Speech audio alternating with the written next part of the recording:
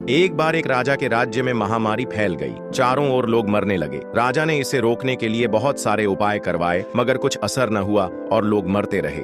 दुखी राजा ईश्वर से प्रार्थना करने लगा। तभी अचानक आकाशवाणी हुई। आसमान से आवाज आई कि हे राजा, तुम्हारी राजधानी के बीचों बीच जो पुराना सूखा कुआं है, अगर अमावस्या की रात को राज्य के प्रत्येक घर से एक एक बाल्टी दूध उस कुएं में डाला जाए तो अगली ही सुबह ये महामारी समाप्त हो जाएगी और लोगों का मरना बंद हो जाएगा। राजा ने तुरंत ही पूरे राज्य में यह घोषणा करवा दी कि महामारी से बचने के लिए अमावस्या की रात को हर घर से कुएं में एक एक बाल्टी दूध डाला जाना अनिवार्य है। जब लोगों को कुएं में दूध डालना था, उसी रात राज्य में रहने वाली एक चालाक एवं कंजूस बुढ़िया ने सोचा कि सारे लोग तो कुएं में दूध डालेंगे, अगर मैं अकेली एक बाल्टी पानी डाल दूं तो किसी को क्या ही पता चलेगा। इसी विचार से उस कंजूस बुढ़िया ने रात में चुपचाप एक बाल्टी पानी कुएं में डाल दिया। अगले दिन जब सुबह हुई तो लोग वैसे ही मर रहे थे। कुछ भी नहीं बदला था, क्योंकि महामारी समाप्त नहीं हुई थी। राजा ने जब कुएं के पास जाकर इसका कारण जानना चाहा तो उसने देखा कि सारा कुआं पानी से भरा हुआ है,